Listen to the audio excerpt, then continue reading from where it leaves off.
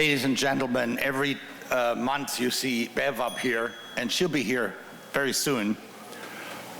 And I'm not a poet.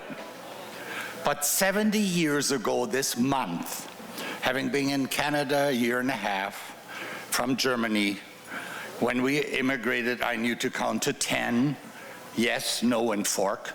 Okay, so now, a year and a half later, in grade 5, our teacher gave us a line, and I wrote the rest of the verse.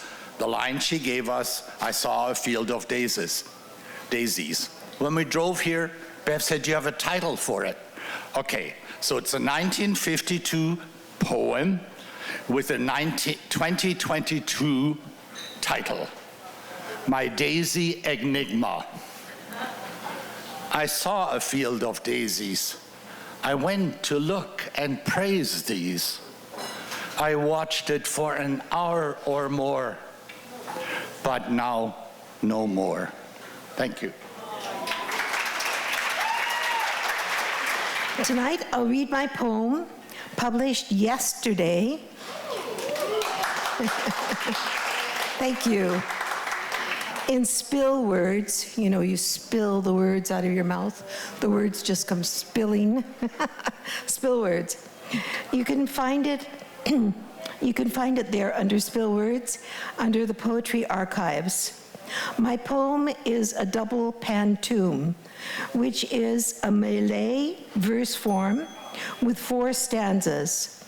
The first and third lines of each stanza become the second and fourth of the following stanza. The first line of the poem becomes the last. The real cost of coal.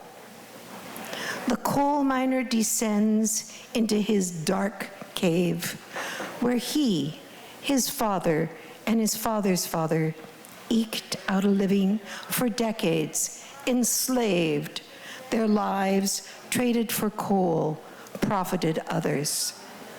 While he, his father, and his father's father eked out a living, for others they stayed, trading their lives to profit the owners.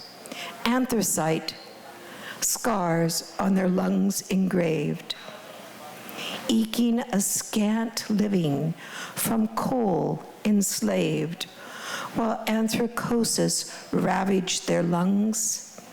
Anthracite scars on their lungs engraved. They were powerless to protect their own sons. After ebony dust has ravished his lungs, sensing his toil brings an early grave, yet too ill to protect his very own sons, the coal miner descends down into his cave. The coal miner descends into his black cave, where he, his father, and his father's father eked out a living for decades enslaved. Their lives traded for coal, profiting others. While he, his father, and his father's father eked out a living for others they slaved, trading their lives to profit the owners. As anthracite on their lungs, scars engraved. Eking barely a living by coal enslaved, as millions burned coal that ravaged Earth's lungs, and anthracosis their scarred lungs enraged. How will we protect the Earth's and our young? As millions burn coal that savaged Earth's lungs, sensing our toil portends an early grave, yet too ill to protect the Earth's and our young, the coal miner descends back into his cave. Thank you. Hello, everyone. I've got a couple poems for you today. The first 2 are kind of a set. There's part 1 and part 2. They're both about someone who came into my life and is not in my life anymore. So here's the first one. You remind me of a better time, when we were such young, happy souls. When I am with you, I am taken back to the young, happy girl. You never fail to bring out the happy in me. And for that simple fact, that you remind me of joy, I am eternally grateful. You give me hope, which is the greatest gift of all. And you give it to me so generously, never expecting anything in return.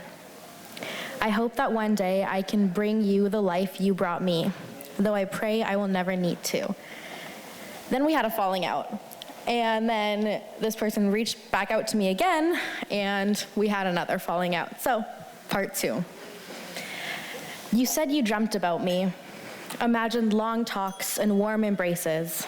You said that you loved me, that you missed me. Then you dug a knife through my chest, and on its way took every last piece of you with it. Now I may be rid of you at last. You can keep dreaming, because that's the only place you'll see me now. This is the last time you will ever try to manipulate me. When you hurt me the first time, you did not realize what you would be losing. I was a flower that was destined to be ever in bloom. My life blossomed while yours began to rot. You tried to take me down too, infect everything that surrounded you. But we aren't even in the same garden. While I grow in the fertile lands of the dreamers and benevolent, you lay destitute, rotting in the barren lands of greed and conceit. Maybe one day we might grow under the same light, but never beside each other again. All right, that is that poem. Thank you. We'll start with a short one. I actually really like old-time newspaper verse.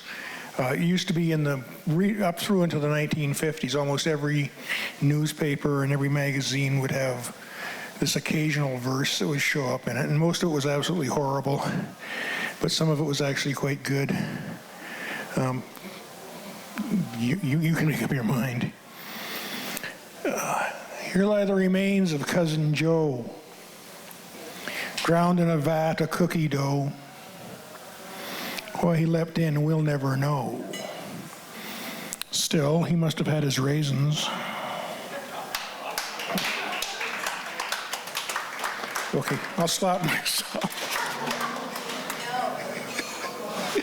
Okay.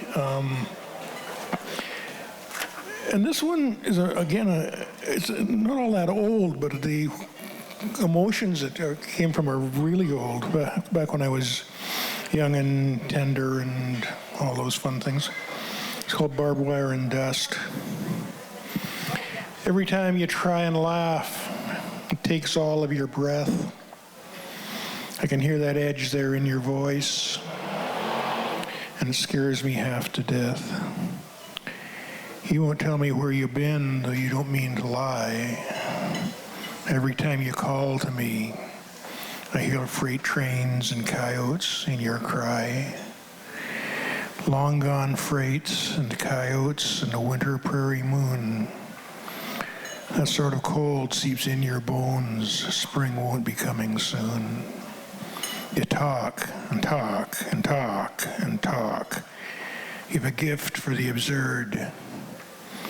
You're dancing on a precipice with a parasol of words.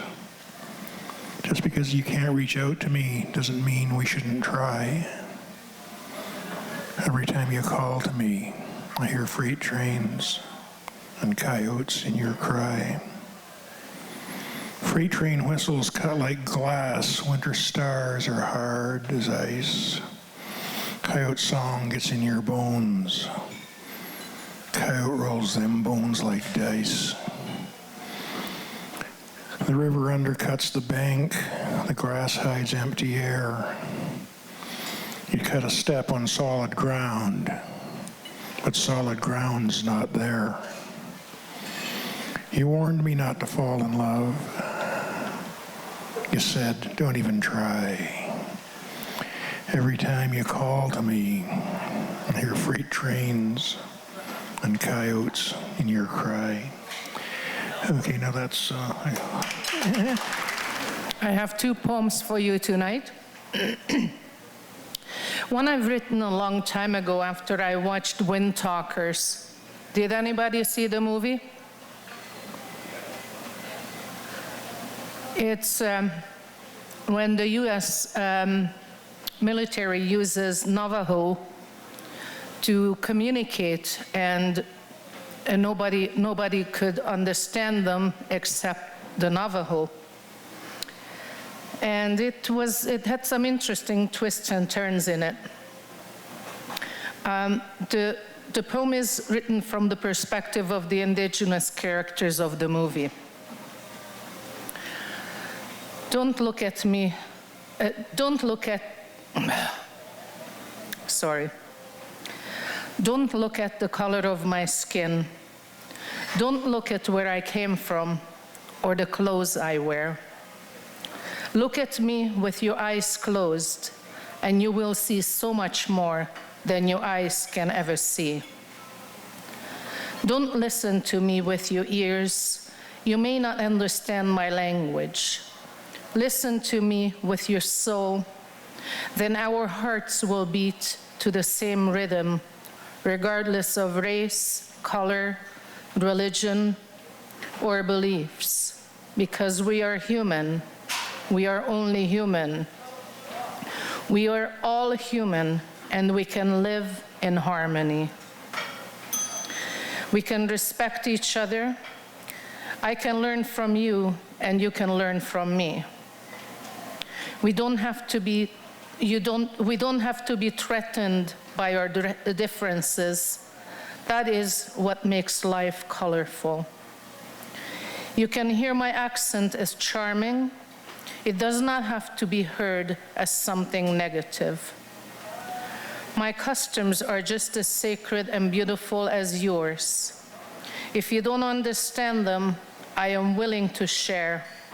I am willing to show you how wonderful life can be when we look at each other as brothers and sisters, as opposed to strangers or enemies.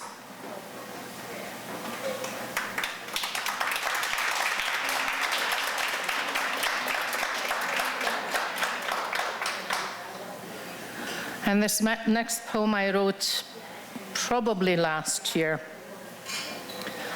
The people in this land need to heal.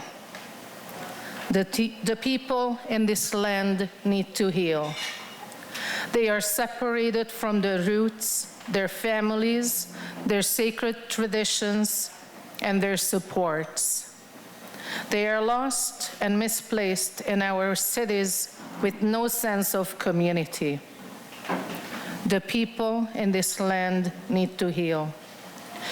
They need to honor and reconnect with their roots. They need to hear the voices of their ancestors and see the hope in their future. They need to free their spirits from the dark clouds of their demons and regain their healing medicine. The people in this land need to heal.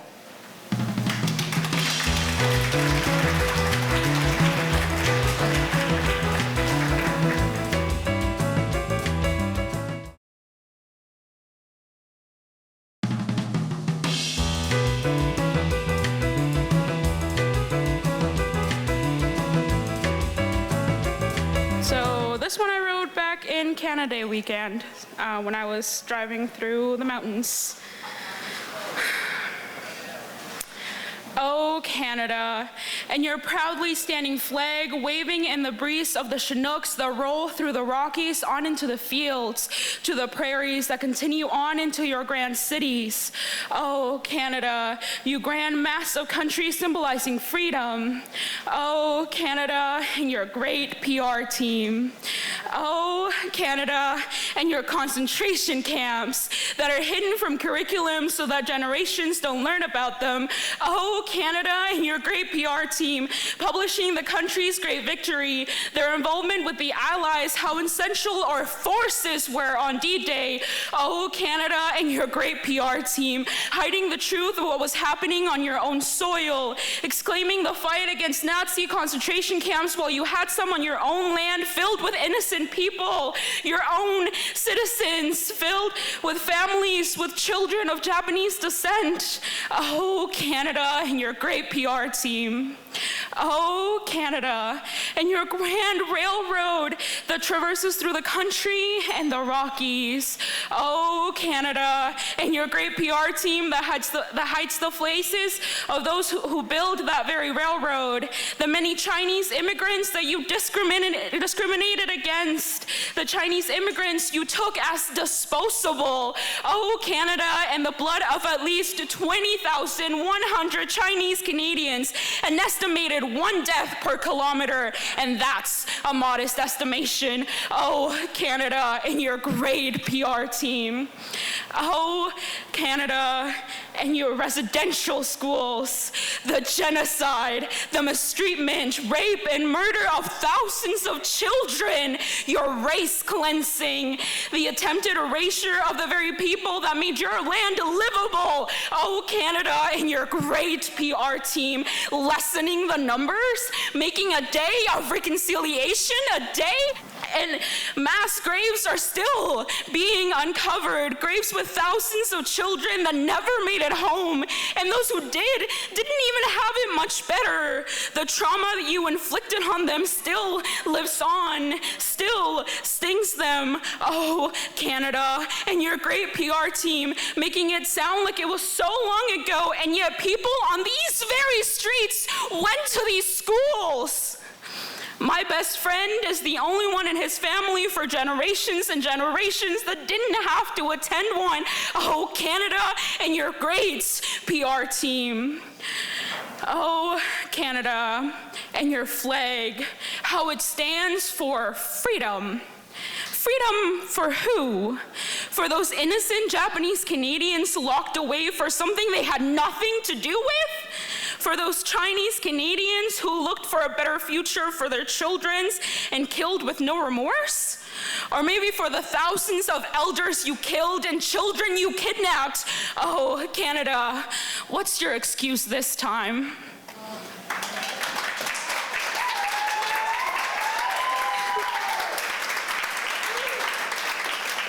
Thank you. Yeah, that was, like I mentioned, my best friend was the first one who didn't have to go to the residential school, so that was something really close to my heart. I do have something smaller, just as sad though, so like, well, sad to me. Yeah. I saw an old lover last night, more like a rose covered with so many thorns that I always bleed. Someone I thought I had left behind in my old life, in the past.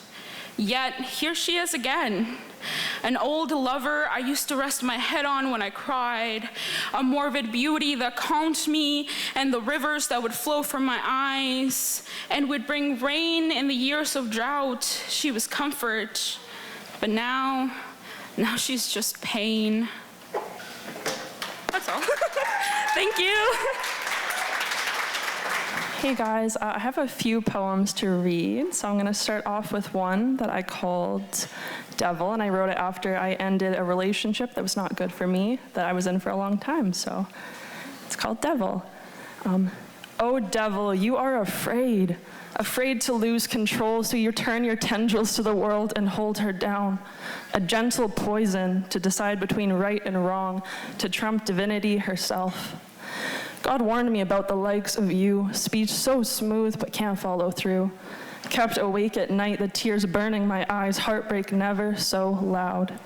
You left me all alone in the middle of summer and broke my little heart over and over and over again. But hearts are meant to be broken and mended, and so here I stand. When I look back at her, raw and real, beating in my palm, I can only see your love, your fire, and your flame. To forgive is to be set free of the beast that swallows the world. So that was that poem.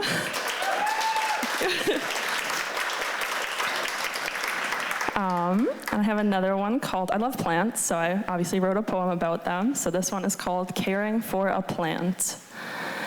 Give me water, but not too much. sunlight, good food, and friends. Give me a garden with space to grow, where my tendrils can ramble and feel, taste, and explore. Give me love, as deep as the ocean and as high as the stars. Don't freak out if you see a yellow leaf. I'm only flowing with the seasons. Let me rest and touch me to life. Prune me when necessary. In winter, when I go dormant, don't be afraid. I'm hibernating, resting, waiting. When my leaves have dropped and I yearn to sleep, let the dreams of hazy summer sun soak through me.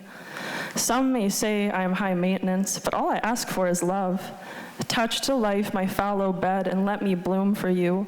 Let me offer you my fragrance, my fruit, and my flowers.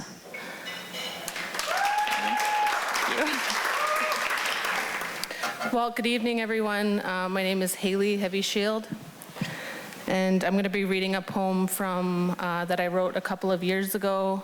This is in honor of the National Day of Truth and Reconciliation, and I dedicate this to my cousin Timothy, who will be leaving us to go work down east.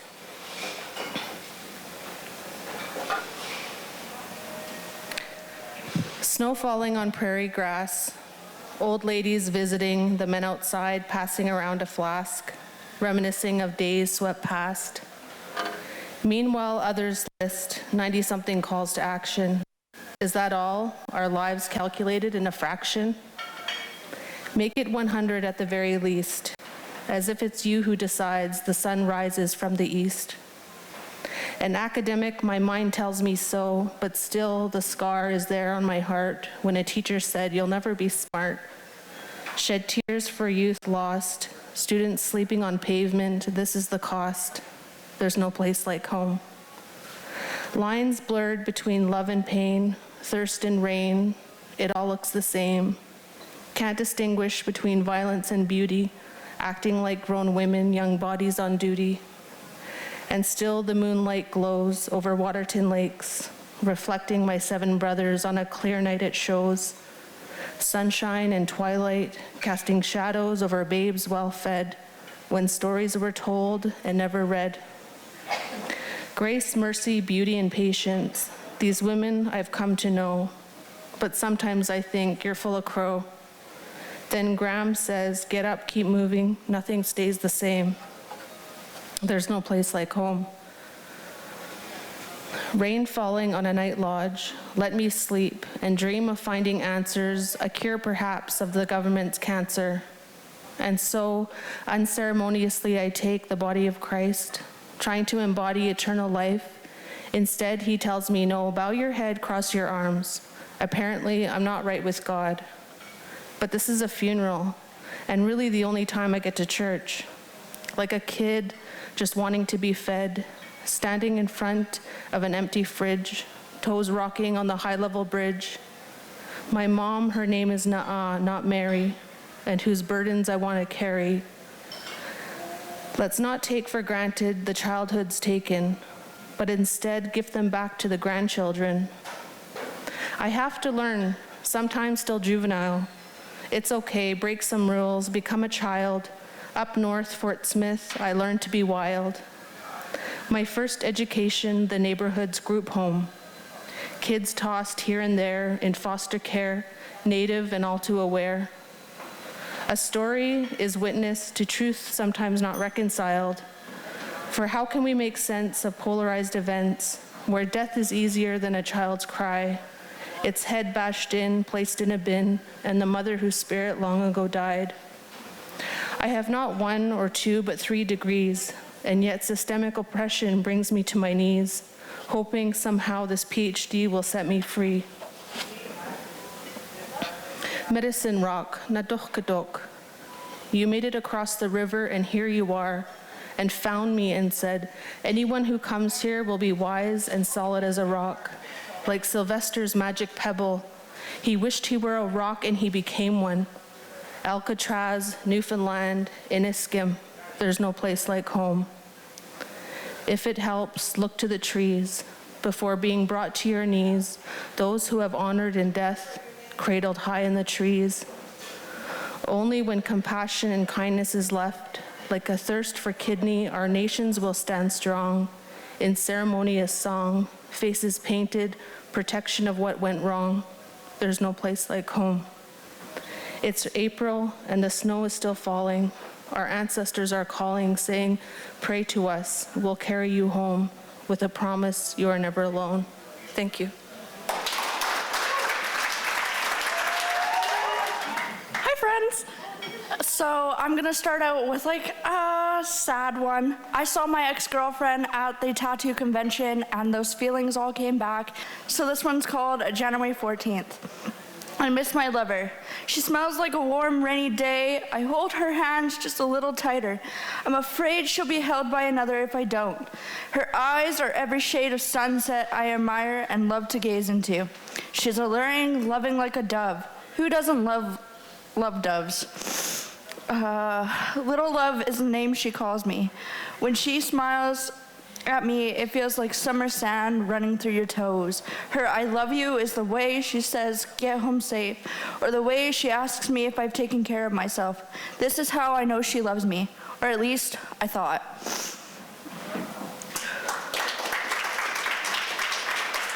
I've got 2 more, and I'm trying to get through these really fast. Just a kid. I remember walking into kindergarten for the first time, wondering if the teachers were nice. Going into middle school, trying to figure out where I belonged. Spending most of my time in the counselor's office alone. Graduating and heading off to high school with barely anyone by my side and an addiction that almost killed me. But I made it. I made it through high school and got my diploma. Now I'm headed to college to make a difference. Where did all the time go? Feels like yesterday I was just a kid. Hi everyone, my name's Reagan. As you can tell, I'm a little younger than most people reading tonight, but I hope that doesn't reflect poorly on my writing skills. Can you go a little closer to the mic? Tonight for you guys, I'll be reading 2 fantasy poems that I wrote filled with love, heartbreak, deception, betrayal, and resilience. My first poem I'm reading for you guys is titled To Kill a Dragon. To kill a dragon, I have heard the tales of the dragons, their fearsome, deadly claws, the fire that retches from their malevolent jaws. Human laws are void to the beasts of the sky. The only way to survive is to stab them in the throat or an eye. But what they never say is the villain side of things. What if I were to tell you that Mother Gothel tried to warn Rapunzel of the cruel world because she too has suffered the wrath of civilization? What if Ursula was only trying to show Ariel the realization of her voice and the power it holds? What if Aurora's fairy godmothers were the real villains? What if they were the ones that tried to doom Aurora's fate? What if they were consumed with jealousy to the point of no return? What if they twisted the tale in their favor? Fairies, witches, goblins, trolls, heroes, villains, it doesn't matter who you are or what you are, but who you hear the tale from. So what if this dragon has a different tale to tell? What if they were a princess from a long-forgotten kingdom who had to make a choice? She could live her life as it is, or she could use her voice. What if the kingdom cast her out as a beast, a monster, a witch, forced to roam the lands, never belonging anywhere, never wanted anywhere, always in fear of the world? As the years grow, so do the tales twist. So I ask you, are you willing to kill a dragon?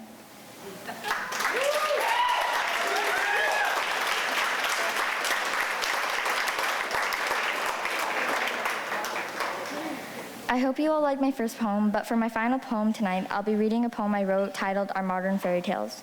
I wrote this poem in the perspective of something I believe we all face in life as people, whether it be friends or family. Hopefully most people do overcome these challenges. So this poem is for all the people in the world that feel alone and unwanted, and I hope you find your way through the briar thorn maze we call life. From the day I was born, I was fed spoonfuls of lies. I drank butterfly milk from goblets of deceit. I wore silk robes around me so I could feel something even remotely close to love. I slept on feather-like cushions to help soothe my already breaking heart. I let you speak your poison that you hid in honey. I greedily devoured your half-truths. I let them engulf me like an inferno, burning the inside of my throat till fantasy and reality became one. I was a princess on the outside, but a prisoner on the inside. Your words went unnoticed as they coiled around my body, constricting my voice and suffocating my mind, like a snake capturing their prey.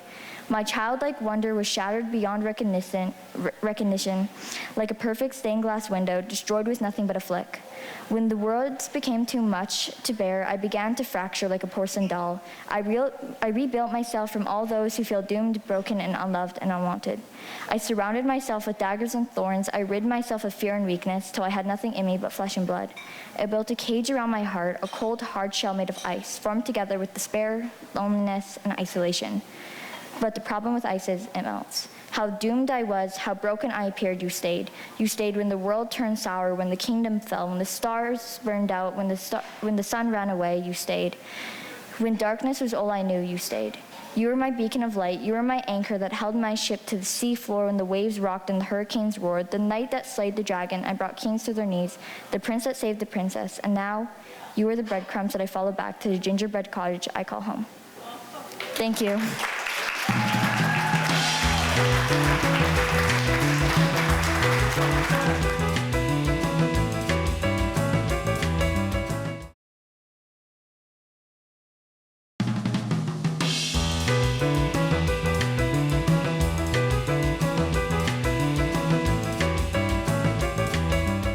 Just before I start, could I get one more round of applause for our last poet?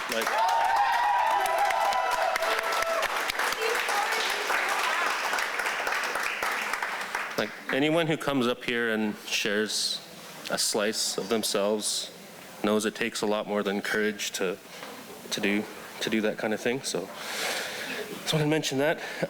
Okay, this first poem is just a work in progress. I haven't had a chance to type it up, but it was about watching.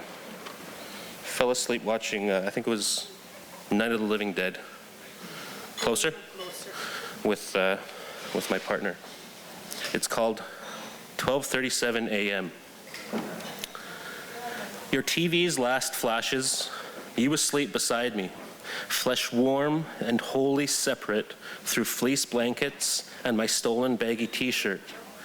But your body is closer to my heart than my own skin, burrowed against me, a seedling, a rabid badger. The walls blue like fish tanks, outlining the shape of your boy asleep in his bed beside us, below us, his miniature gymnast contortions gripped around his iPad, a glowing nautilus swirled around its own jeweled center. A woman screams on the TV and you shift, reaching for the remote. Red splashes on the walls, explosions, your plaintive dove's voice asking, gauzy and irritated, to turn it down a bit before rolling away wrist side down my arm into sleep's new nest. I obey.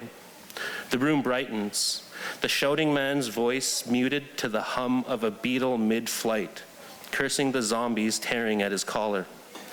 In the yellow light, your son shifts and stirs. The sound of his groan, an old man's groan, the groan of a man who's worked and played too long for free, gifts you the idea to reach for your pen, to document in this notebook the somnambulant confessions of the boy who sleeps like a man. But what do you do about the beautiful woman, your wife, if not by law, then by spirit and through song, who is anchored to your depleted and needle-pricked arm? And by whose light will you scribble? The room enters a well of darkness. The zombie horde approaches the homestead. Lanterns are sparked and flashlights employed. By whose echoless voice will you match your own? You never bought a lamp like you were supposed to. Can you write by the light of the street lamp outside the window? No. But still you mourn the lines you fail to commit to the limbo of pen and ink. What did the boy say before he cursed himself to the most beautiful of dreams? What did the lover cry before she condemned herself to the vacant lots between the night and your own temperate embrace? Words, sighs, afflictions, and oaths. But you are too late.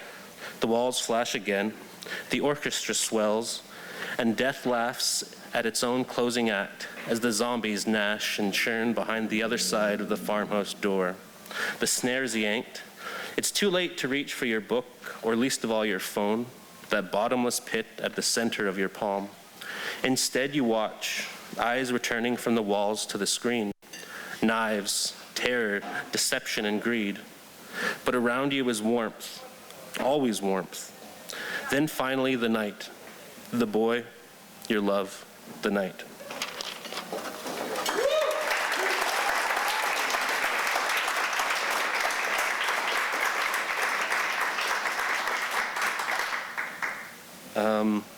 This one's called Migration. I guess it's just kind of, I wrote it thinking about the old people and then sort of how our lives were kind of matched with the cycles of the life that was around us, and I guess specifically the birds. But this one's called Migration. How far will we travel to fill our bellies? Break camp, abandon your nests, hitch the dogs, lodge poles dragging like a spider with broken legs. Spread your wings, run the horses, ride the updrafts, floating like leaves on a milky river. There are new herds calling, there are new nests waiting. Nomads in the sky, nomads on the plains. Is love our guiding beacon, or is it meat? There are infinite ways to starve, but with words, we are never hungry and we are never lonely. Wingless, but never hopeless. We are not a flightless people if we fly in our dreams. So fly, speak, listen, feed, call this place home. Our heart songs are our road songs.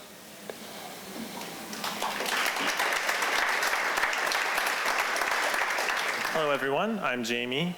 Today I'm going to read a poem that I finished just today. So here we go. Yeah. Day turns to night.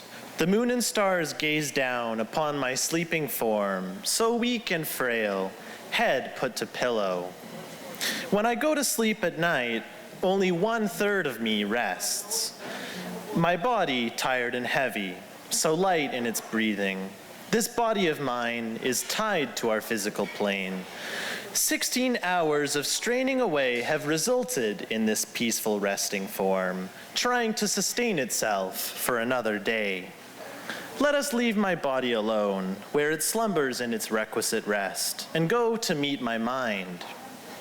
My mind can be found drifting in the bounds of a dream, not drifting, but dancing. Dancing to a tune that always cuts off the last bit of every 8th beat. A song unresolved yet resolute. Not a song, but a heartbeat, erratic yet resolved. My mind is on a search. It pays no mind to direction, for in this space there are none. It cannot tell the time, for in this space there is none. If it could burst forth from these bounds, beyond the dream into lands unknown, it would. This dream is not mine, it is yours, or ours, a collective daze, where predictions for days past and faded photos of the future become muddled together into one gigantic dream space. It is through this convulsing landscape that my mind drifts every night, searching for the answer to a question it will never ask. As for my spirit, once my body settles into sleep and my mind wakes up in its world of dreams, my spirit silently begins to slip away. Like a night watcher, my spirit floats above my body, clinging to it with a certain gaze, reminiscent of a mother who envies the baby slumbering softly in her arms. But nothing can steady my spirit in its accelerating procession to the shining sky above. Slowly but surely, my spirit slips away, fading through the ceiling. Out into the open air, my spirit glides amongst the clouds until it leaves our atmosphere, traveling faster than a solar probe, convulsing and blipping all along. Its form can no longer be comprehended. It only takes another instant for it to bump against the edge of the known universe. Nothing can tether my spirit to its body. No matter how much it reaches out with its free fingers to reach beyond, it cannot connect. Here my spirit remains, lost and alone. But there is a tether or an anchor, nearly invisible as it is, a long and thin tether. It can only possibly be described by the word love. Suddenly, my spirit is dragged back, for the tether holds strong, until it returns to that serene room where my body slumbers. Next, the dream pops, and my mind returns to its home. And like a massive star at the end of its burning cycle, a burst of energy radiates out. My eyes open wide, and my lungs take their first breath. Alone, my three parts are utterly weak and destitute, but fused together, they stand strong. Not that long ago, that first breath was hard to take, for it took all my energy to bring my spirit back to its body. The three parts would fuse in a broken, jumbled sort of way. But now the tether is there to convince my spirit back home, and when my three parts unite, there is energy left to spare. And every day, that tether gets a little stronger. And every day, that first breath after waking gets a little easier. And every breath after.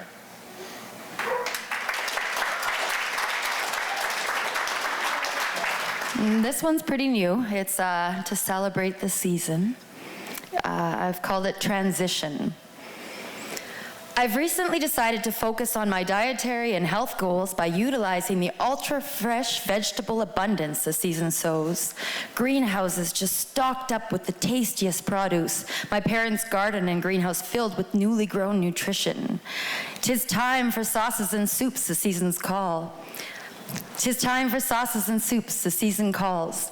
It's strong, the shifting winds profound, the colder nights creep in, oh shorter days, the sun's graceful turn away, and let the moon rule more hours of the earth's rotation. The end of our hemisphere's summerly temptations, and into the crisping of the night's air, the harvest, low moon on the horizon, plans relocation to be saved from the chill, slowly reaching into these blistering hot days. The first touch of autumn has been received. Thank you. This is an older poem I dug out from when I was traveling some years ago, and it was a means of venting, as poetry often is. It goes like this. The dark cunningness tints the light glide in my stride, grinds at my optimism, binds. Let me start that again, sorry, wrong word. Here we go. The dark cunningness tints the light glide in my stride, grinds at my optimism, bids my fresh outlook good brine. The salt in your sour ways not taken to heart, for I know what you are, your verbal carnage, 'tis anything but art. Sing about your dog and your broken heart, your car that won't start, your hard knock life in the spotlight, while kicking others on the side. You're too simple to be sly. Those unknowing saps that love your tassels to a fault, I dare you, drugged up, stuck up, deceiver of talent, to dish me out another insult. Your opinion of me matters not one iota, and your disrespectful manner pitched my way has surely met its quota. Alas, I shall play nice, but that which has been revealed to me unwavering and concise. Thank you. This first one is called Humans Are Beautiful, Aspen. Named of a tree, but not alike in any way that I can imagine, you are like the stones at the bottom of a lake that shine just out of reach. People admire and gawk and whisper to one another about the exterior physique, but none dare to dive beneath unless you're like me and us, and the incorporation of loveliness that is willing to swim to the bottoms of trenches in order to bring forth the glimmering stones and show their value to the light. Yet we do not sell their secrets. We do not barter and trade the precious metals of the interior glory. We simply put you aside on the altar of our choosing and worship you in only a way that we know how. You are beautiful in a way that the rock at the bottom of the crystal clear lake is beautiful. You are beautiful and so much more.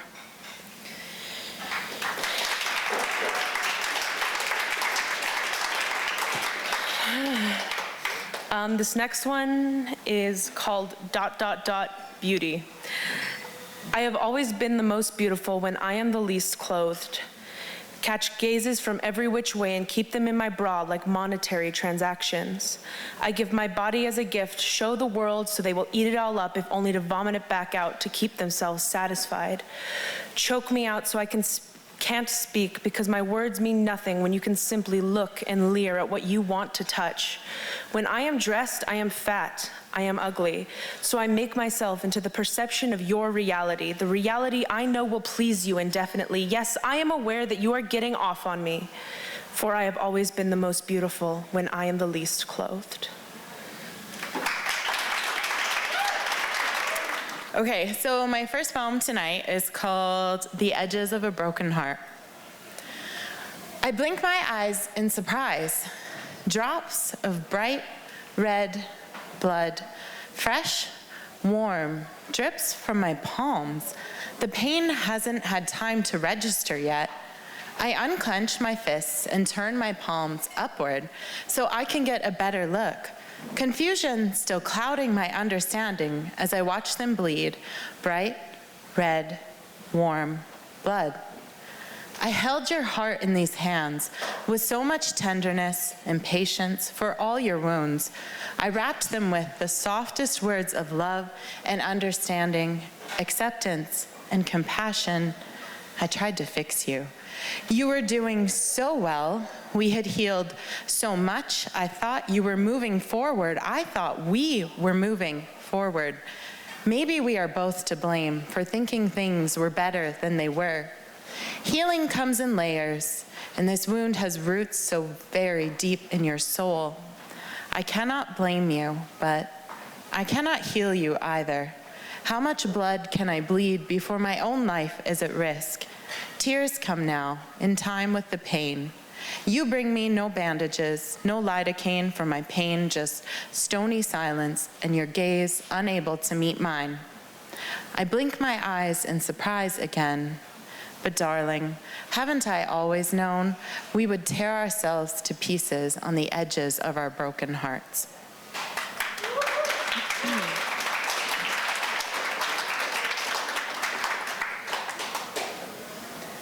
And then the second one here is a little bit longer, so I think it's the last one that I'll read. And I do not have a poem for this one.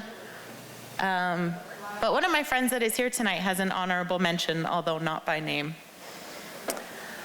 Raise your hand if you've ever dealt with depression. The speaker on stage says to all of us, thank you, in the audience. Over half the hands in the audience go up. Mine rises along with the crowd. This I can admit. This I can talk about. But maybe I tilt my head forward just a little more so my hair provides a bit of a shelter from the person sitting beside me. Is it easier to share our feelings with a room full of strangers or with someone who knows you and says they love you? Raise your hand if you've ever been a caretaker for someone with mental illness. The speaker asks us to participate again. This time, there's no hesitancy for me to announce that I've held someone else's hand as they crawled through the darkness on their own. I tucked my hair behind my ear. No reason to shelter myself here. Maybe it's hard to admit to the ones we love that we struggle with depression because part of us thinks they should already know, yet they don't. It's part of the curse. Our brains telling us it's so obvious to everyone else, and yet we actually hide it really well.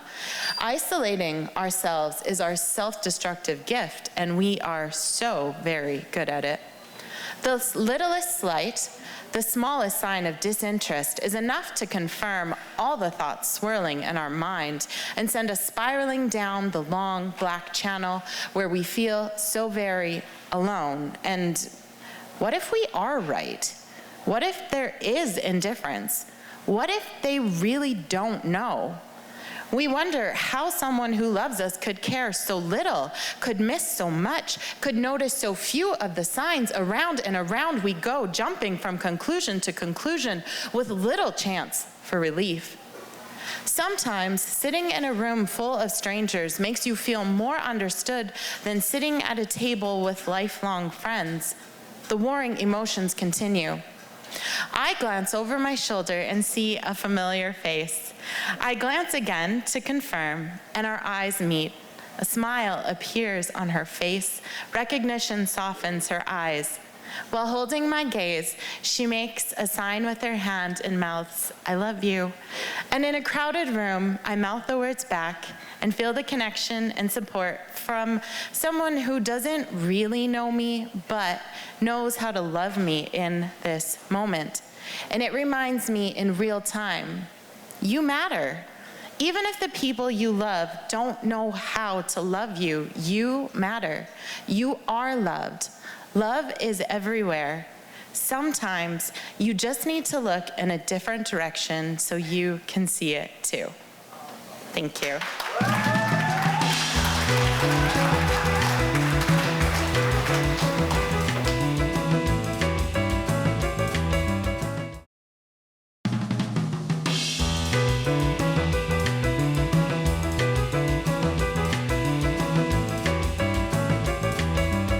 Never done this before, probably never do it again. I'm friends with Melissa. She said, do this. I was like, I'll try it. She said, come out. So I have one poem, and it doesn't have a name. Okay.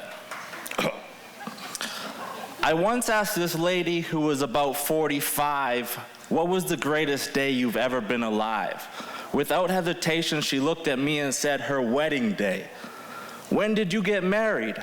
She said, 18 years ago, my husband and I stood side by side. I said, the greatest day of your life was 18 years ago? Married for that long, you must have had kids that you watched grow. She said, mm-hmm. I said, I heard the greatest day for some people is when they give birth. She said, mm-mm. The wedding day, the greatest day. Surrounded by people that you only want to see, so why wouldn't it be? Everyone who loves you is there. Well, as long as it's not a destination and they had to fly with flair. Telling you that you two are the perfect pair, and you look so good in that dress. And girl, don't get me started on that hair. Oh yeah, and he looks nice too, when you both said I do. Everything is about you. Maybe 100 people, but only the greatest day for two. So you better have an open bar, or your guests might not treat you like a rock star. But what happens when that day ends, and the next day contends? Day by day, the love goes away. No other day compares when the smiles turn into stares. She stopped me right there. Maybe, but maybe not. The greatest day was when I tied the knot, but the greatest time of my life were these 18 years when I got to be his wife. That shook me to the core. I look forward to the day I put one knee on the floor.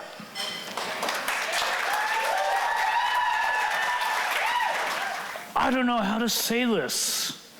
I don't know how to write this. But do you know what it's like to have needed someone so bad?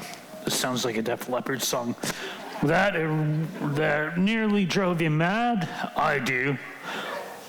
Oh, this is writing from my early 20s to early 30s, so that's why it's really bad. I do. Earlier on today, I walked down to the Glenmore Reservoir, like I've done 100 times before, and then I thought I saw an old flame, but I won't bother to mention her name because I respect her too much to use her as a crutch. So I guess I'll stay up all night trying to express the way I feel, trying to find out exactly if it's for real. Do you know what it's like? Obsession, yes or no? You don't know, I do, don't I? Maybe not. Anyways, it goes like this. I first noticed her how to play. Never knew what to say, so I just let her slip away. And then time passed on. Moved towards her. It was dawn.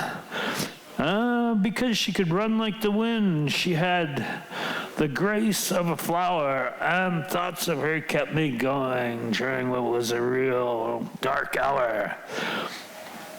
Dr. Preshaw, report to emergency. killer spaghetti from hell or extreme alcoholic abuse, I can't tell. I hope I live. I'm much too young to die, but I feel so lonely. I want to break down and cry.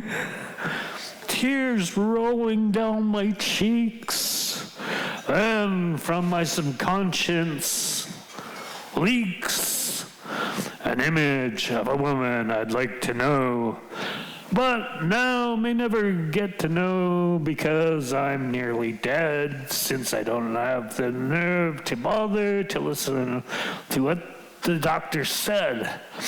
If you want to kill yourself, just keep on drinking. Nothing to live for. Feel so empty. Someone buy me a bottle of tequila. Someone buy me a bottle of beer. I'll pass away silently, and no one will ever shed a tear. No one will ever shed a tear. I need a woman. I need a woman really bad. Sure as hell can't say I'm the best anyone's ever had. I'm a drunk. I'm a skinny, unhealthy drunk. I used to be a high performance machine, but unfortunately I've changed my brand of gasoline, and now I'm nothing but a drunk. Well, a year has passed and she's flown the coop. Now I'm gonna lay the bottle down and recoup. Don't know if I'll ever see her again, but if someone give her this message, I only wanted to be her friend. I'm sorry if I scared you, but always trying to be in touch with you, but I was so lost I don't know what to do. Because at the time, all I saw was you. I think I got enough time for one more. We'll go with a little book. This one's untitled too. I've lost most of the covers. This is, well, keeping something for over 30 years is kind of difficult, so yeah. If I like the little doggies on it, they're like, arf, arf, arf. Write some poetry. Okay, front or back? Front. Middle. Okay, middle. Oh, this is another long one. Or long. Long for me is more than one page, or sometimes more than one paragraph. Too funking good. Whether it be funk or hip-hop, if you go up against me, I'll probably slam your ass all over the dance floor. And why is that?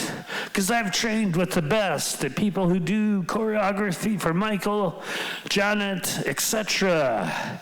What leads me to wonder, will there ever come a day when I surpass my teachers? Or are they too funking good? Maybe I'll have to go to LA to find out. Of the thousands of wickedly talented dancers, why have I been chosen to hang out with the local jazz gods? Sure, I have the body of a dancer, not anymore. The style, the grace, etc., etc.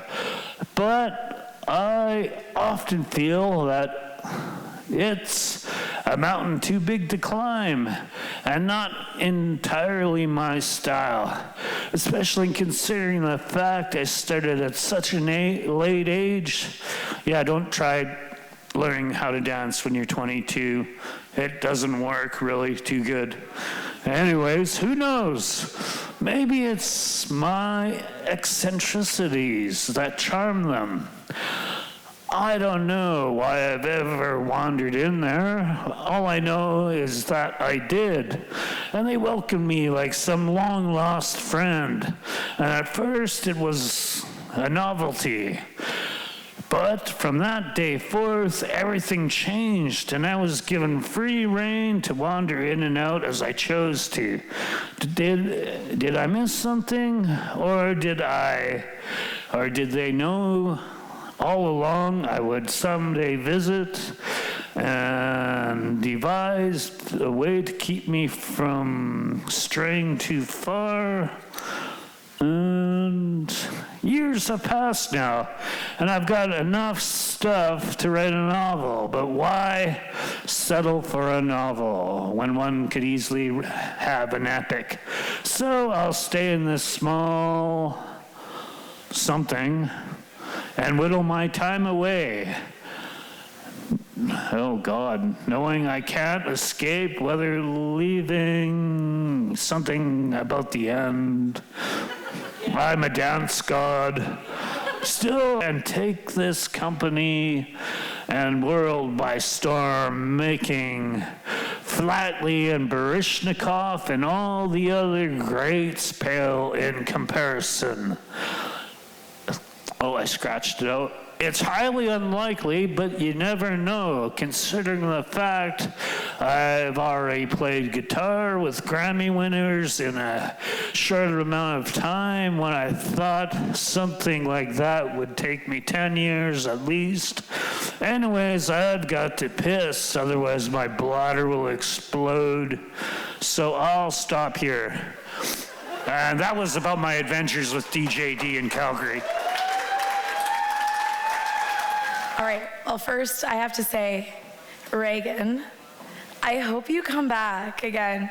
I don't expect you to come back like next month or even the month after that, but like, I would love to see and hear more of your beautiful words. And if I had as much talent and like as you when I was 13, and your vocabulary, I'm like blown away. Like, amazing. Please give another round of applause.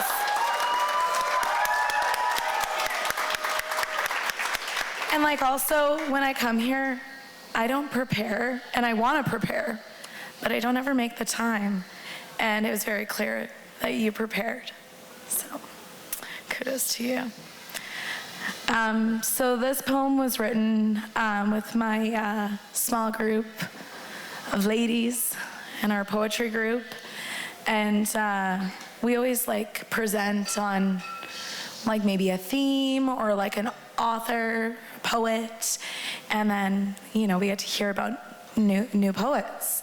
And I had done Katharina Vermette and River Woman, and it was really beautiful. And so this poem was inspired by some of her poetry. Oh, you river, you are so impressive. I've learned so much from you. You are so resilient, courageous, and brave. You do so much for others as long as you're treated right. You were always here. You worked with the other elements as you took shape. You never stayed the same. You change with the times as one should. Your flexibility never fails to amaze me. If only I could be more like you. I love how you're meant to be free. And when you are free, I know you're able to be your best. You deserve respect for all you do. I wish others would realize everything you have to offer, just like Mother Earth. It's amazing that you and your family can be considered forces of nature, and that we humans are still trying to gain control. I wish they saw the beauty and resilience of you, River. That one was that.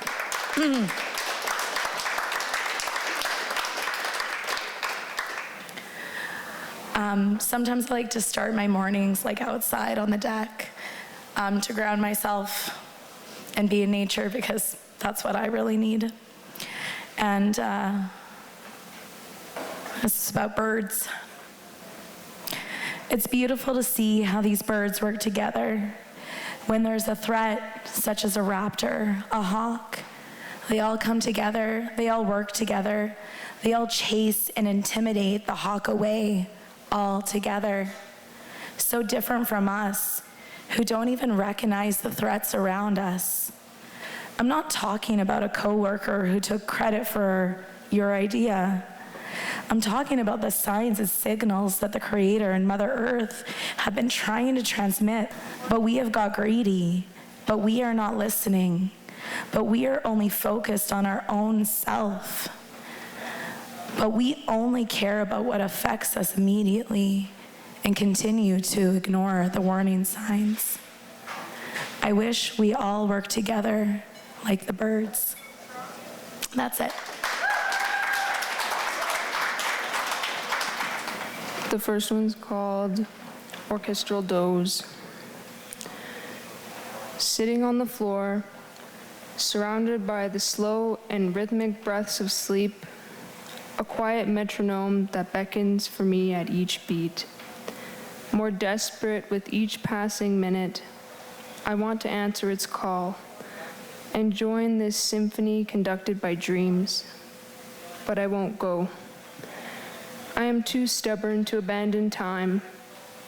Time is much better spent awake, and even though my body wishes for the rest achieved by those around me, I refuse to give in. I get heavier, and each blink is drier and longer than the last. But wakefulness will not fall from my tightly gripped palm. A new tactic will ensue, a sly one that aims to shroud me in a cloak of sleep. Before I can even hope to expose the sneak attack, then I will be the newest player to join the chorus of rest, characterized by the quiet rise and fall of chests and the occasional toss or turn. I will regret my resistance in the morning, but it will not stop me from repeating the same choreography tomorrow and many future nights to come.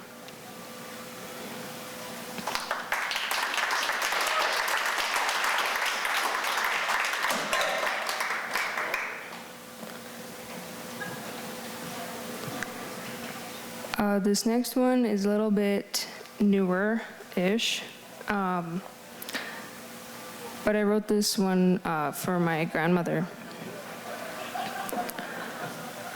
The space between your thumb and your pinky, an old house, rattles and whistles through pursed lips, needles and beads with thread in between, paper and pictures connected by folds, words and eyes and mystery, murder.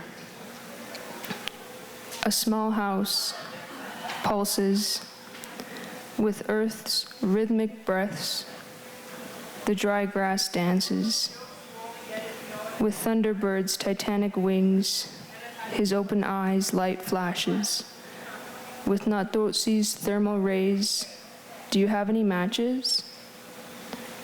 Every story ever told, every word ever spoken, embolden, revitalize, grow, thrive.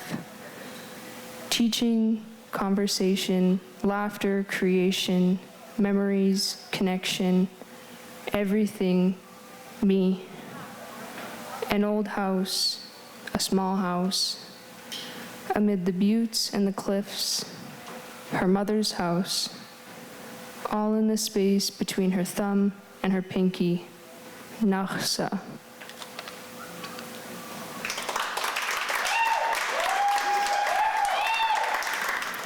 This poem is a little journey, a journey through a conversation that I have never had, but with my father. But if I had known everything, I may have said this.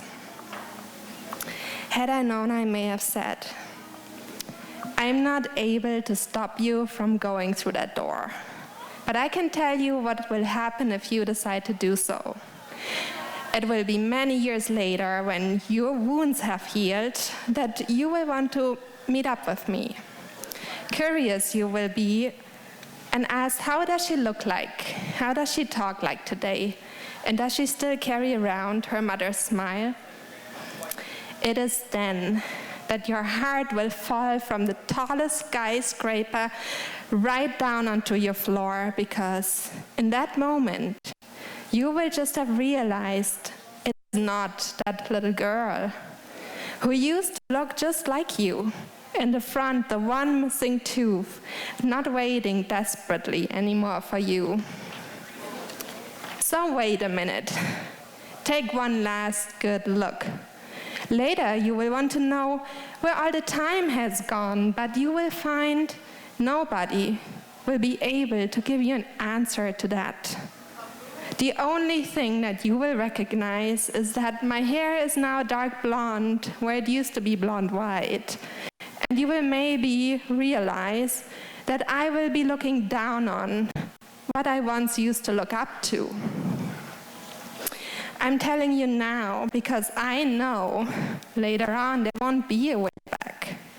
When your absence will make me hate what until now I have loved so much, you will one day see me again and I will be ignorant to that.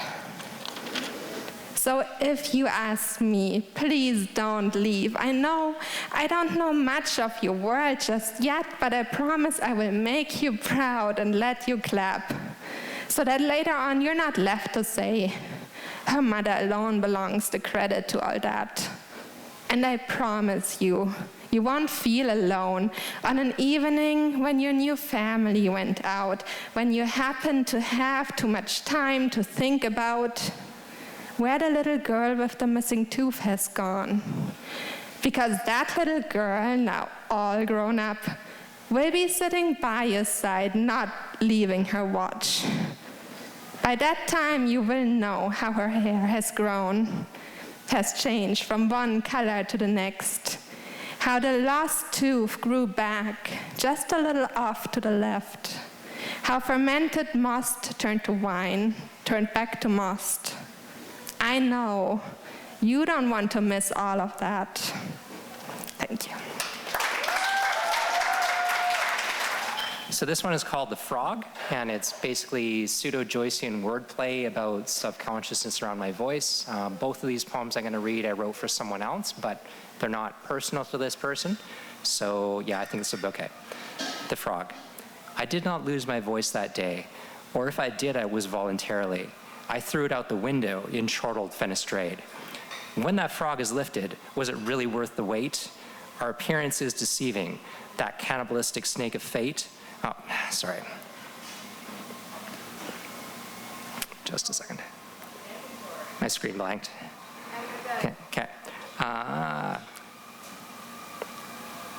Or has that frog descended to dive into the frayed, not just one of many, but the one and only thang?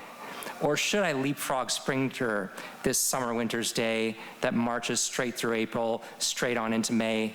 There is no reason to the season, out of touch, sight, and smell, and the mind is a terrible thing to taste.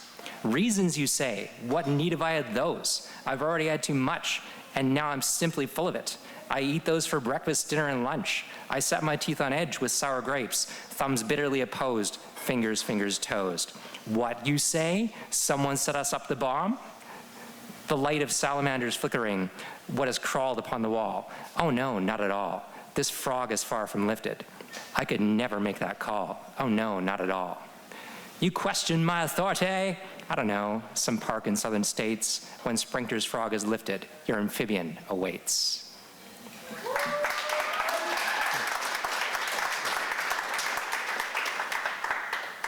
Okay, this one's called Admonishment for the Dead, and I will admit I was listening to a lot of Uranium Club, so I kind of lifted their cadence and irony, but content is my own. You say life is wasted on the living? Well, I say death is wasted on the dead. All they do is lie there. Why don't they do something instead? You speak of decay as though it's something unique to them. Maybe if they hadn't squandered what they were given, they'd still had something left. I suppose no one appreciates what they have until it's gone, but the dead are just so useless. Now want them off my lawn. Oh, that's a cemetery. Oh, they would say that, wouldn't they? Always looking for a handout, expecting everything for free. Like the world owes them for dying? Well, not me. When's the last time they did any work around here? Do they pay any taxes? No, I don't think so. Well, they can go back to where they came from and stop there with their freeload. Do they really think they can just lie there for all eternity? They're just lazy and I've had it. They'll get no more sympathy from me. They don't like the way I do things? Well, why don't they try it their way? Instead of just shifting in their coffins, rolling over in their graves. Is that any way to behave? Their maws gaping open with overdue dentistry. They don't even eat or breathe. What excuse is there for that flagrant effrontery? Can't they at least keep their mouths closed? Is that really something everyone needs to see? Rigor mortis, is that the case? A little stiffness is to be expected at their age. Why don't they do something about it rather than just complaining all the time? I'm sure they'd feel much better if they just got some sunlight and exercise. Have they no motivation? Have they no pride? Eyes staring vacantly, face up towards the sky, as though they'll find something there that will sanction this behavior and make it all right.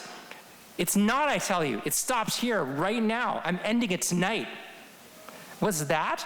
If I raise my voice, I'll wake them? Well, I certainly hope so, because time waits for no one, and this attitude has to go.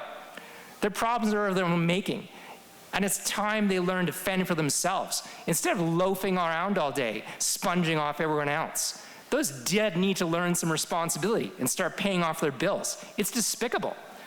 What's this to feed them? All I hear is can't. Well, they certainly won't go anywhere, not with that attitude. They ought to have some gratitude, but all they do is whine and moan, or so I'm told. Well, I don't want to hear it, pretending like they're sleeping or that nobody's home. I see through their deception. Can't they at least dust their catacombs? Who do they think they're fooling? It's not that they don't have housekeeping skills, but they simply lack the will. It's inhospitable. What? They aren't able? How is that my fault? Stop making up excuses for those lazy, ungrateful dead. Why should I feel sorry for them? They won't even help themselves. They spend their whole death sleeping, and that all they do is smell. Their hygiene is atrocious, and everyone can tell. Those dead have no social skills or any redeeming qualities. They just sit inside all day, shunning any good company. It's snobbery. They probably high on drugs, out committing robbery. Have you ever had a near-death experiences and their cocktail of neurochemicals? Well, that's just a taste to get them hooked on what's to come. I hear it's best experience, bar none. They think they're above the law with their creepy crawlers on, but someone should pass sentence, and I only wish they were gone. They're just so selfish. They're a burden on society and social ill at best. Do you think they would ever help you? Don't kid yourself. No, they just lie there idly, only thinking of themselves. And in the crematorium, great, now no one can make pizza in that oven. This is about all the encouragement I have left. Do they really think they could get out of work just because they're dead? Someone has to say it, and it might as well be me. They have to pay the piper. No one gets to die for free. They just need to buck up a little. They just have no gumption. If they think death is so hard, then why don't they try living? I bet they'd find it impossible. And they're the ones complaining. They're probably just faking. I just know it.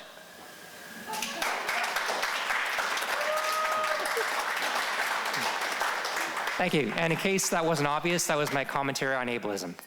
This poem is kind of put together from other poems that I half-assed wrote at work when I was being mindless there. All these voices in my head, screaming that I should be dead. For this life feels so different, so far gone that I get stranded in my thoughts. As far away as from this life called reality, away from my mortality. How can I retreat to a dream? How can I not retreat to a dream? A dream where I have purpose, no claiming that lives that I've experienced. A dream where I have purpose, though claiming that lives that I've experienced to be just a dream is too simple, as I have learned about the most passionate of emotions through these dreams. So much so, how can this life be redeemed? How can I stay away from those lives? To stay away from those knives. But I shall live this life, full of pain and strife, till the end, for I will not be condemned to live only in a dream. Yeah. Well, thank you. And it was only just one for me. Just have a good day.